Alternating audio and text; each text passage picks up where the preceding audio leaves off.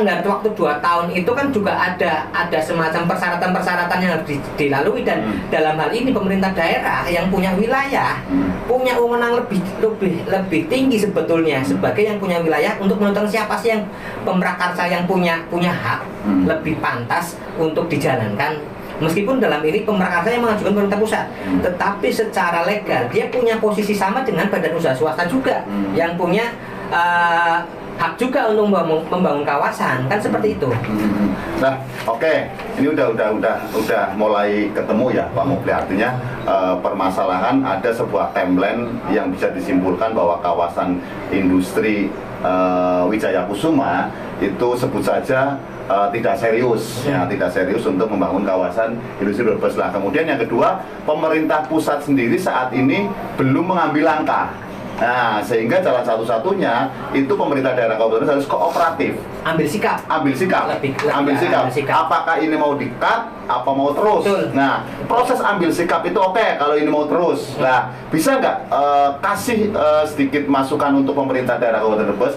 Langkah-langkah ini mestinya tahapannya bagaimana? Simpel sebetulnya, tinggal pemerintah daerah berkorespondensi pada pemerintah pusat terkait inisiatif mereka untuk membangun kawasan industri itu.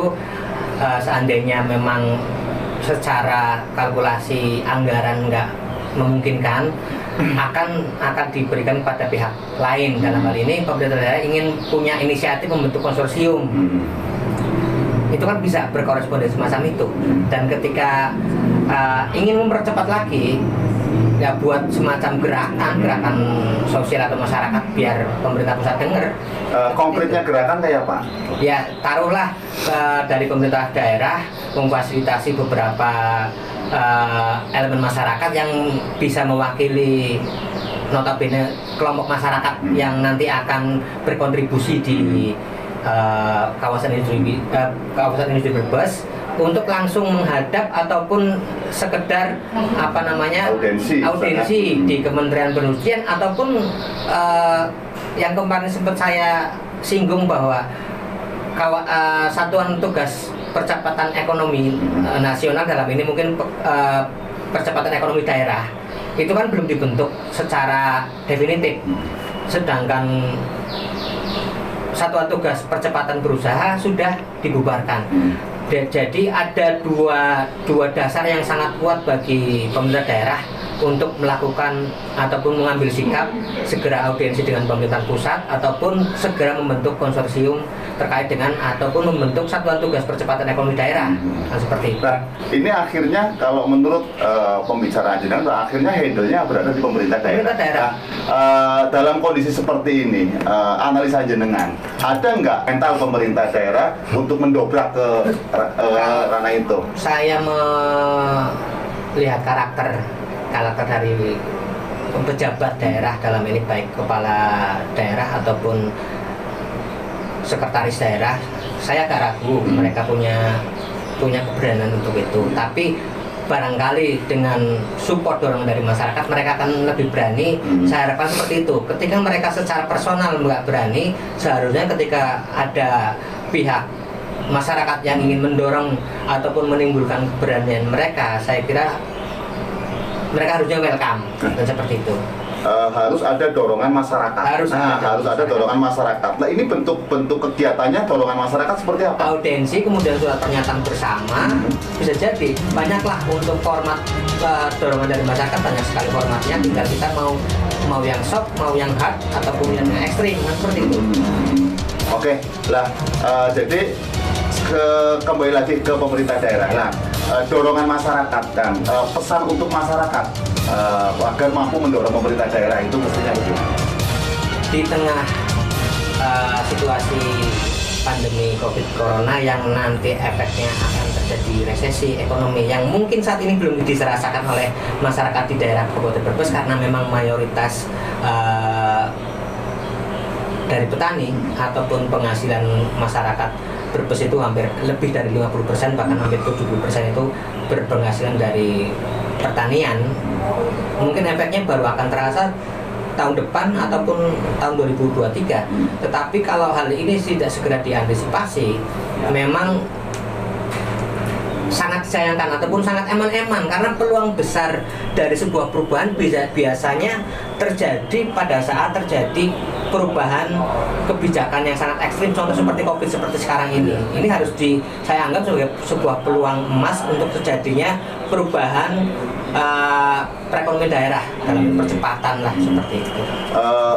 Ada kalimat yang mungkin kedengaran awam tetapi ada kandungan resesi ekonomi ini Pak Mufli. Jadi di akhir pembicaraan nanti biar masyarakat tahu resesi ekonomi itu apa dan bagaimana dan sejauh apa pengaruhnya. Kalau resesi ekonomi kan secara definitif kan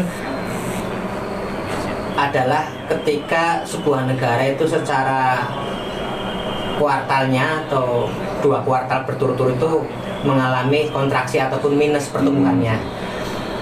Perlu diketahui mungkin dari kuartal pertama mungkin kita masih positif 2,97, tetapi di kuartal kedua kemarin kita sudah minus 5,32. Seandainya di kuartal ketiga ini kita minus, itu berarti kita sudah masuk ke resesi. Memang resesi tidak seperti krisis, karena kalau krisis berarti sudah lebih dari seperti tahun 98. Kalau mungkin dia krisis moneter yang bisa digambarkan di tahun 98 kan krisis moneter yang sangat parah pada waktu sampai minus 13%. Tetapi kalau pada waktu krisis atau terkenal itu Krismon, saya masih ingat bahwa justru di Bebes itu tidak merasakan, karena memang efeknya positif karena dolar waktu itu naik, kemudian harga bawang juga ikut naik karena pemerintah eksportir ataupun importir bawang nggak bisa masuk, artinya harga menjadi tinggi.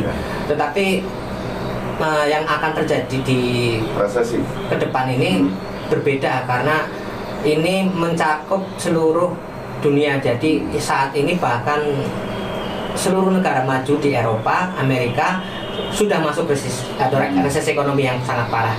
Jadi ketika proses perekonomian global sudah mulai resesi, kemudian sedangkan pemerintah saat ini sangat tergantung dengan perekonomian global, baik impor maupun ekspornya, maka secara tidak langsung, secara pelan-pelan akan dirasakan oleh warga. Saat ini mungkin belum terasa, tapi nanti akan mulai terasa tahun depan, bahkan bisa jadi baru akan terasa tahun depan lagi, karena bagi petani mungkin itu efeknya akan agak panjang. Oke, itu secara ekonomi makro ya. Betul. Tetapi masyarakat Brebes tentu akan kena dampaknya. Kembali ke pembahasan bahwa tadi ada pesan khusus untuk masyarakat. Nah, ada nggak trik-trik jitu untuk para konsorsium pengusaha ya, para persatuan pengusaha atau dalam hal ini Kadin, langkah kooperatif apa yang mesti dilakukan? Ya tadi yang seperti tadi saya sampaikan bahwa mendorong pemerintah daerah. Ya, bentuk kegiatannya. Audiensi bisa. Kemudian langsung minta difasilitasi untuk membentuk konsorsium, dan kalau pemerintah daerah tidak berani mengambil inisiatif sebagai pemrakarsa, dari pihak swasta bisa mengajukan diri sebagai pemrakarsa. Konsorsium tersebut dibolehkan secara aturan main, jadi tinggal diizinkan atau tidak dari pihak swasta berhak untuk segera mengambil alih. Cuma memang ketika prakarsa sudah dilakukan sebelum COVID terjadi, dalam ini prakarsanya dari pemerintah pusat, itu memang harus ada bisa dikatakan keputusan dari pemerintah daerah untuk segera memberikan izin ataupun memberikan lampu hijau kepada pihak swasta untuk mengambil alih KIP seperti itu. Secara otoritas kewilayahan, kemudian ada SDM, kemudian dari beberapa pejabat, dan juga kooperatif masyarakat dan pemerintah dan pengusaha, sejauh mana Pak Mufli melihat ini tingkat optimis bila ini sudah dilaksanakan? Kalau saya 99% optimis. Kalau ini bisa bersinergi, optimis ya? Betul, sangat optimis. 99%, bukan hanya tingkatnya bukan hanya 90 atau 70 atau 80, 99%, artinya 1% itu untuk yang di atas. Oke. Seperti itu. Oke, terima kasih pirsawan yang budiman. Ini pandangan Pak Mufli Ihsan Hidayatullah SE ya. Jadi bila mana ada sebuah sinergivitas antara masyarakat, pemerintah daerah, dan para pengusaha untuk mengambil alih dalam konteks pemrakarsa, di mata Pak Mufli ini optimis sampai 99%. Dan seperti apa, mudah-mudahan ini akan dapat ditanggapi oleh pemerintah pusat, masyarakat, dan pengusaha. Saya kira cukup sampai di sini Pak Mufli. Atas nama Warta Hukum TV mengucapkan terima kasih. Assalamualaikum warahmatullahi wabarakatuh.